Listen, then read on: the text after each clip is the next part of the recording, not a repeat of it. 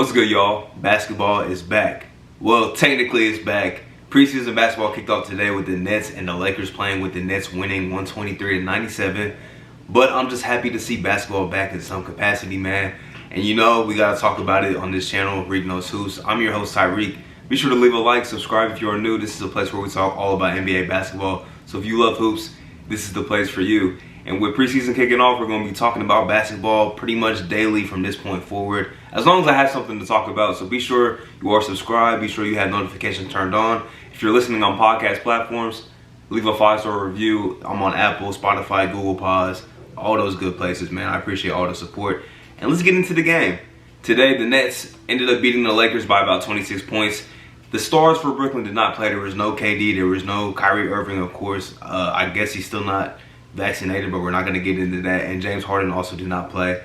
And for the Lakers, no LeBron, no Russell Westbrook, but Anthony Davis did play. He got the first bucket of the game. Didn't really see too much. I think he only played like 12 minutes in this contest. But it's just good to see AD out there giving it a go, even though none of the other stars were playing for LA. He played 11 minutes, had 6 points. Just typical AD things, man. Didn't really have to show too much because it's just preseason. But it's good to see him on the court.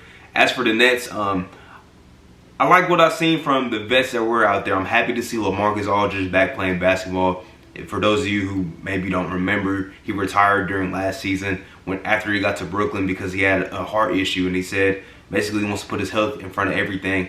And he got that taken care of. He's been cleared to come back to play in the NBA, and Brooklyn took him back in, and now he's playing, and he looked pretty good, man. He hit some face-up jump shots today, looked very good.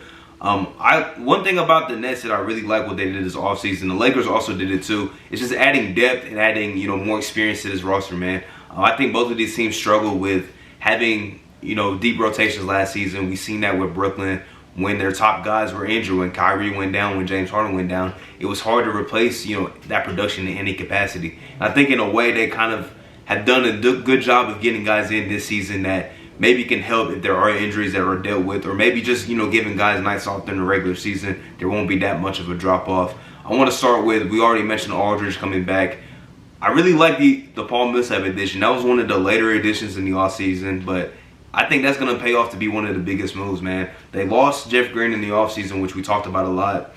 Just the value that Jeff Green brought to this team on the defensive side of the ball. I think Paul Millsap can do very similar things, and I think he's a little more of an offensive threat maybe than Jeff Green. Even though Jeff Green did have some big scoring games in the postseason, I think Millsap can provide some of that too. He can stretch the floor, hit the three. He's a good playmaker from the power forward position, good defender. So you can run a little bit of offense through him at times, I think, still, even at an advanced age. I like this addition a lot. He had a double-double today in, limited action. He had a double-double, made some nice passes too. I like that addition a lot. I think that can pay off big time for this Nets team. Another guy that was added for Brooklyn was Jevon Carter, and I think Jevon Carter is a very good defender. And he's been a 40% three-point shooter when he's gotten a lot of playing time when he was in Phoenix. Kind of fell out the rotation as the season wore on last season because the Suns had, quality guards, man. They had Cam Van ahead of them, of course, Chris Paul. Kind of fell out of the mix. But I think getting to Brooklyn, he brings a defensive intensity in that backcourt that is much needed. And he can also shoot the ball. He hit some three-point jumpers today. I think that's another move that can maybe pay off a little bit in the long run, depending on, how much run he does get when the regular season comes around. But I think if they get him acclimated, get him confident, he can be a key piece as the season goes on. Patty Mills did not play today. That was probably the big, sparkling addition of the offseason for the Nets. Because Patty Mills is somebody who can get 20 points in a heartbeat, man. If he gets going, man, it's just, Patty Mills is one of those guys that can put up points in bunches. But he did not play tonight, but that, of course, is going to be another great addition by this Nets team. Just having quality guys, veteran guys who have been there before, and they can provide offense, which is that's what this Nets team is building, just to be an offensive juggernaut. Can you guys outscore us? That's basically what the Nets are trying to build, but they also have some pieces like I mentioned with a Millsap. I think a Nicholas Claxton is going to be a key defensive piece. I didn't even mention Bruce Brown. He looked very good today. He was putting the ball on the deck, finishing in the paint. He hit a couple of jump shots. So if Bruce Brown can, become a competent three-point shooter, he's going to be a very valuable piece to be on the court because at other times, teams will basically leave him open and, dare him to shoot. So if Bruce Brown can get, confident with that three-point shot, he's going to be another key piece for this Nets team. It's good to see young guys who they got in the offseason like Sekou Doumbouya put up double-figure points today. And the main guy, I talked about him a lot in Summer League and stuff, Cam Thomas, bro. Cam Thomas, the Nets, I believe he was a first-round pick, too. He was a first-round pick. He was the best scorer in college basketball, the best scorer in this draft. Even though Jalen Green is projected to be the best scorer, Cam Thomas right now, out of rookies, he is the best scorer. He has a complete offensive package when it comes to scoring the basketball. And he put up 21 points today. And if you go watch the highlights, which I'm not going to show here because I don't want to get copyrighted by the NBA, Cam Thomas was getting buckets in all kinds of different ways, putting the ball on the deck, into the cup, step back jump shots, three-pointers. He was getting it any ways possible, and shout out to him. I think potentially he could be somebody down the line that we see him have, a couple big games late in the season. I think he's that confident offensively, and I think he can be somebody in that second unit that keeps everything going. Maybe if Patty Mills is having an off night, I think he's somebody that can come in and still provide a nice scoring punch off that bench. Nets also added James Johnson in the offseason. I think that's another guy that can, be impactful in a way that the Nets might need, just as a defensive veteran type of guy. Let's get to the Lakers. We talked about AD. I'm interested just to see how much of the 5 he does play. They said something in during media day that he's going to be the 5. I don't know how true that is. I'm not going to believe that until I see it. But it's also hard to tell with LeBron not playing today, Russell Westbrook not playing today. Like, you can't really tell if they're going to run AD at the 5 right off the bat. They started with DeAndre Jordan there in the front court today, so AD was basically running the 4. And I think AD should have run the 4. I think, he's not somebody that's really suited to play big minutes at the 5 because it's probably not somebody you want banging down with the 5s, for a majority of the game. Of course, late in the game, AD's going to be running that small ball 5.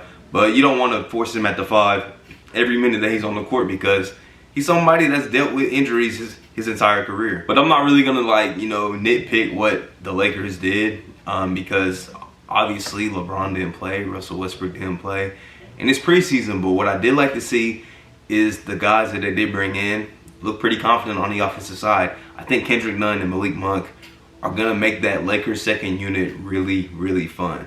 I'm excited to see those 2 young guys basically took a 1-year bet on themselves type of deal, and let's play meaningful basketball still. I think Malik Monk is somebody who last season before the injuries, he was playing really good basketball, probably the best basketball of his career for a consistent stretch, and then he got hurt, and it was hard for him to come back from that. He was playing so well last year. I think he can pick it back up this year, and he's going to have one role in that Lakers second unit, and that is to score the ball. Same thing with Kendrick Nunn. I really like what the Lakers did this offseason. They said something during the telecast that they have 8 players that have 12 plus years of experience. So basically, they have a lot of guys that have played a lot of NBA basketball. You forget they brought Rondo back. They brought Dwight Howard back. Both of those guys look solid. I'm interested to see Rondo's role, how much run he does get during the regular season and stuff. You got DeAndre Jordan now on the roster who got the start tonight. You have, of course, LeBron. You have Russell Westbrook. You got guys with experience. Wayne Ellington, I think, is going to be a very viable piece of the team. Trevor Ariza, I don't even think he did not even play today. You have so many guys, so much experience on this Laker team, man.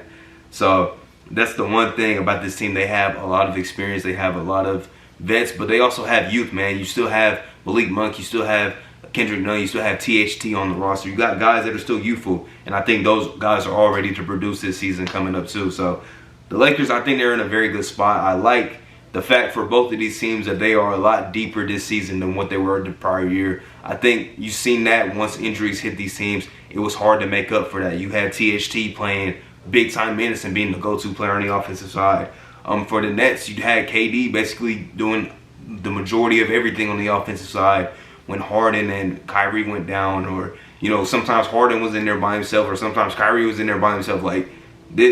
There was a lot going on injury-wise last season, and these teams weren't built to deal with that. But I think going into this season, they're a lot more ready to handle guys missing time if necessary with injuries or COVID protocols or whatever it is. I think both of these teams are suited to meet in the championship this season, and it's ironic that the first preseason game are these 2 teams playing. But of course, the stars didn't play, but Melo also didn't play. I forgot Melo got added to the roster too. Shout out to Carmelo.